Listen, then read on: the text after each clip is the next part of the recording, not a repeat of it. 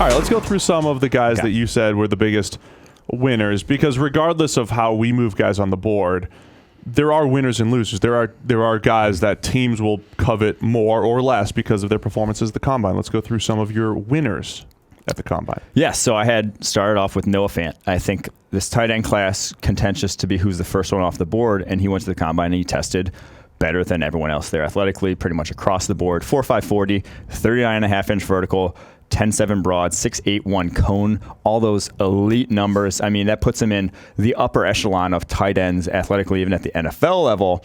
At that point, I mean, tight end's such an athleticism biased position in my mind. The guys with the potential at the position are the ones who are the most athletically. The big guys that can run, you can teach to, run routes more than you can teach a 4.9 guy to be able to get down the field. So he definitely looked fast on film anyway. Yes. I mean, he runs the seam and all that stuff. They put him and Hawkinson on the same side every now and again. I love that, with the two verts on the same side. He always reminds me a little bit of Eric Ebron because of the athleticism and don't put that drops. on. Yeah, the drops are bad. That's why I said in the article, if he can if there was a hands portion where he could show that off more, and they counted it at the Combine, which they don't. You can't offset the... But yeah, 11 drops, 80 catchable passes the last 2 seasons is not good. Yes. You have Devin Busch on here, the linebacker from Michigan. We've always kind of had him as a fringe first-round pick.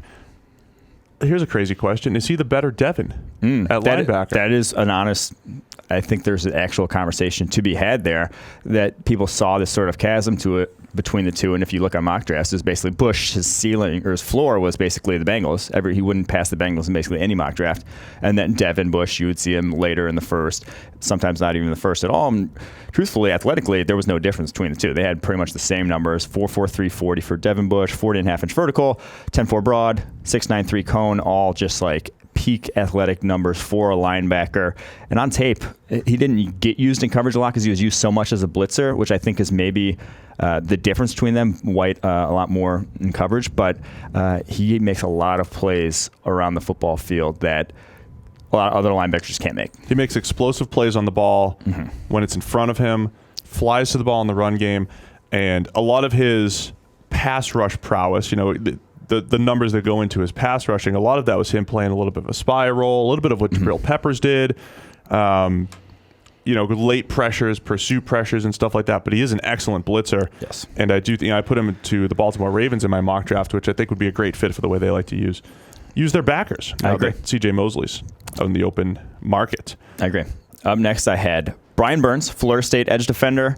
The biggest thing for me, he was one I think he even said on this podcast before, I just wanted to know how much he weighed because he looked skinny at Florida State, and I wanted to know how much he weighed and was he able to, he obviously knew he had to gain weight, so was he able to maintain high-level athleticism at that weight? Probably chug some water to get up to 249, but 249 is still a good weight for an edge defender, and he's still only a junior growing into his body. Will get even bigger than that, and then he runs a 4.53, 36-inch vertical, 10.9 broad, and a cone, 7.01.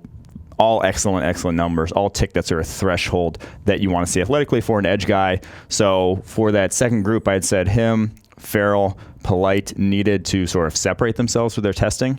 And I think we saw a pretty good spread in the testing of those three at the Combine. Burns very much on top. Because they all graded similarly. And again, when we're doing this, the grade's still going to make up the majority of the evaluation. That has to at least get us in the ballpark. Yes. And then the athleticism can move guys up and down a little bit. Burns, a breakout 2018 season.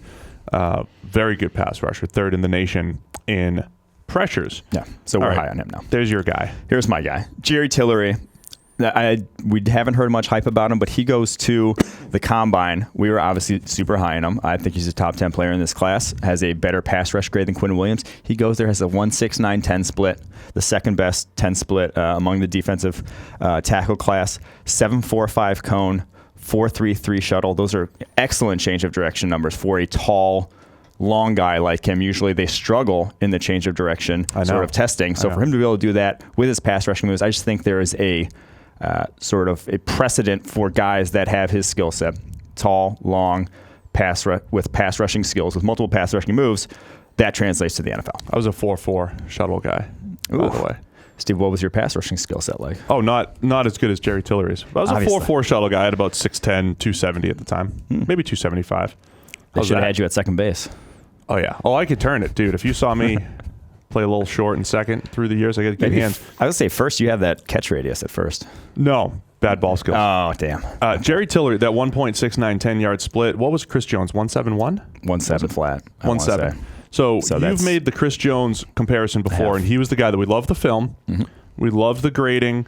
He went to the combine at about 305 or so, I think it was. Ran the 1.7 10-yard, and has this. So a guy that had strength on film also has this burst in the workout. Like a lot of these things, when you piece them all together, bode well for Tillery. Yes, in his projection. Very well. That's where tested better than pretty much any other D tackle there besides Quinnen, but Quinnen really only did the 40. So that's a big W for him. I think he should be moving up draft boards. I mean, he's already high on ours, so he's not going to be moving up much, but I feel very secure in him being a good NFL player.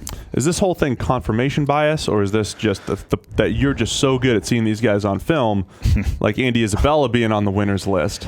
No, this was more guys who were not going to be guys who I haven't seen mocked like high in drafts. Yeah, guys who have been mocked later in the first or second round, who then went there and basically solidified whatever position they were in and could be moving up board. So someone like Montez Sweat, I've seen him mocked 5th overall going to the combine. I didn't put him on this winners list. He already he's already won in a lot of people's eyes, similar to Devin White, just other guys who have been mocked highly, tested well. You expect that. So that's why this list is the way it is. That's why Andy Isabella is next up on the list. 1.45 10-time, 4.31. He put a lot of the haters to rest with those numbers. Sub 7.3 cone.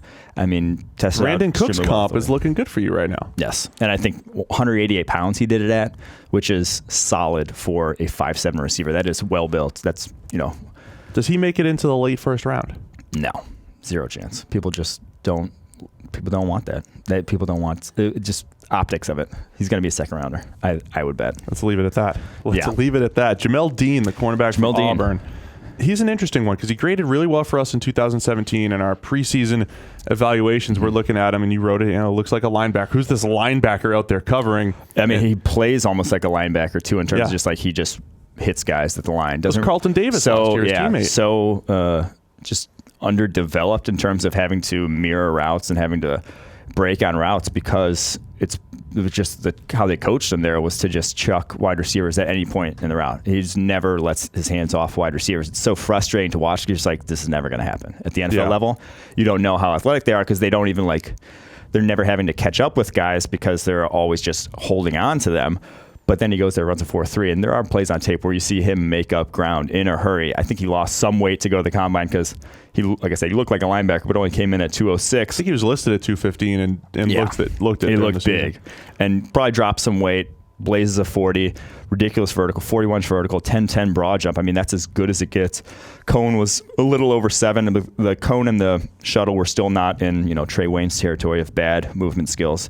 Wasn't elite by any means, but those numbers they made me go back and rewatch, and I still have serious concerns about just ball skills and awareness in general, but there's just a lot to work with at that point. So he's one of those guys, we like him probably as a 3rd round prospect. Mm-hmm.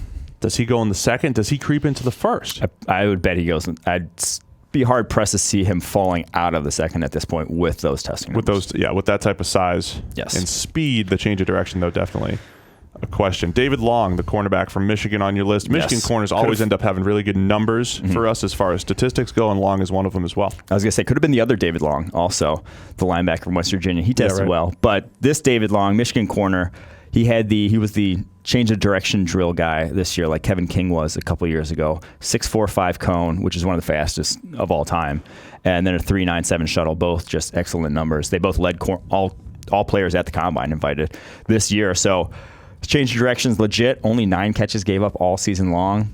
Another guy we're gonna have to go back and reevaluate this tape with that in mind, because those are a lot of the Michigan corners in years past have come to the combine tested poorly athletically. He was on the opposite end of that spectrum, which is interesting. Yeah, and the same school scouting can get you into trouble if you say, this guy reminds me directly of this guy. So it's not like, hey, here's David Long, he reminds me of Jordan Lewis, or he reminds me of whichever other Michigan corner. But sometimes you can glean stuff the way they play and stylistically, and Michigan corners get a little grabby sometimes, and those are the types of things. They get away with some stuff.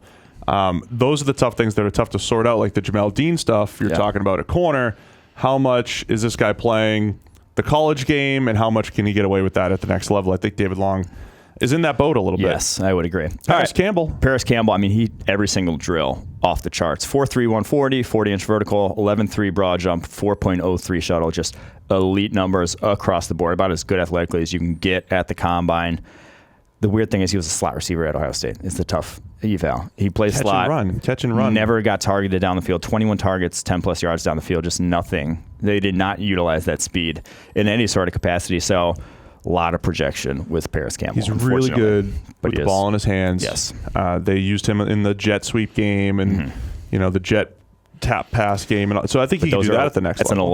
That's about as good an athlete as you'll see in the NFL. Tyreek right Hill there. light. That is explosive. Yeah, that's type of usage pattern. And he's big. Like he's 6'1", 203. I think he came in at, so he's much bigger than Tyreek Hill. But I think an NFL team could use him on the gadget stuff first, while developing him as a downfield receiver, given those numbers. Agreed. All right. Juan Thornhill was up next, safety from Virginia, 44-inch vertical, 11.9 broad jump, 4.42, 40 and 21 bench reps. The explosive numbers right there, off the charts. That's, Byron Jones at the combine a few years back. That's that sort of level of elite explosiveness. 5 picks this past year. That's good ball skills for a safety. That's a lot to work with. He's moving up our board. Yeah, fair to say that the safety class in general growing on us a little bit more. I think it's similar to the corners. Yeah, and the Deontay Thompson was losing money by not working out, and seeing someone like the Alabama safety who was getting top 10 hype from us as well throughout much of the season, but his play tapered off. His tackling was really poor during the season, and some of these other guys looking like really good athletes and versatile safeties. And the safety market in the NFL, it's a whole different podcast. It's just disappearing, falling off the map. No one wants. Anyone who plays coverage anymore. I don't think it should be. I mean, I can understand box safeties. So, real quick, if you're overcorrecting for teams like drafting Matt Elam a couple years ago, a box safety who couldn't cover all that well, I can understand that. But letting a guy like Landon Collins, who has coverage ability, or an Earl Thomas, or an Adrian Amos, and these guys, LaMarcus Joyner, these guys hit the market.